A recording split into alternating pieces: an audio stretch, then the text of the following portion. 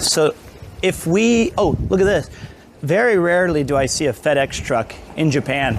I used to work at FedEx Kinko's in America. And I was so bad at my job. Well, I mean, I was both good and bad.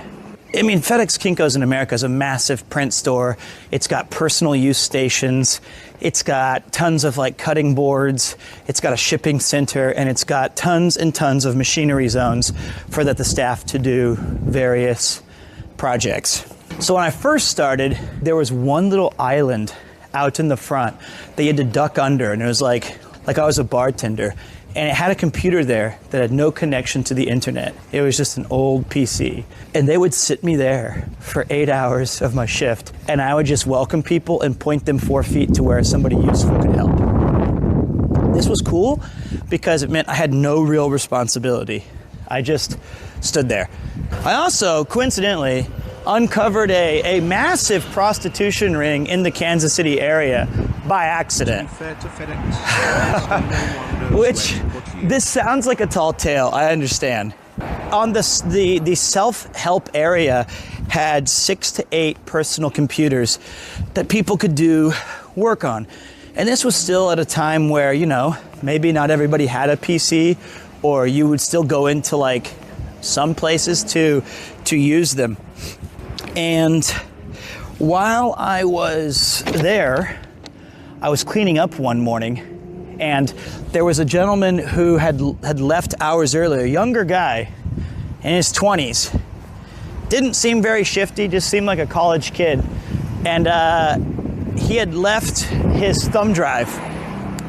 And every month, at the end of the month, I would be the one who has to, if they waited long enough, like if it was over a month without having if someone pick it up, we would have access to delete all of the files and get rid of them as we see fit.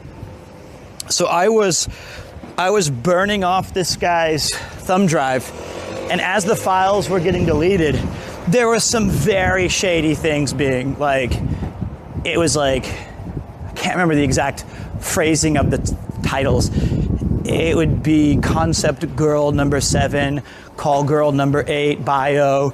And it'd be like, I was deleting pictures, and I was like, whoa, this is crazy. And it was like, contract of don't discuss. He named them like the most ridiculous things.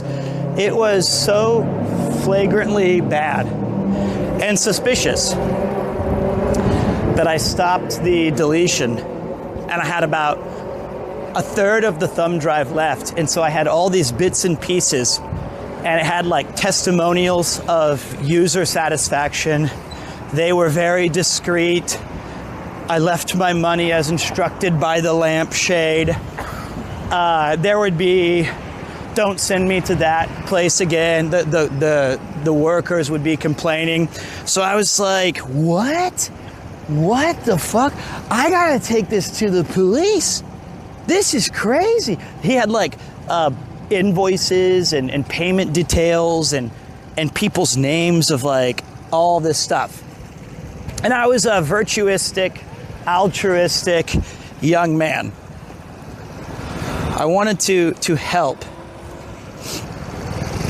So I took it to the police, and immediately I was treated as the main suspect.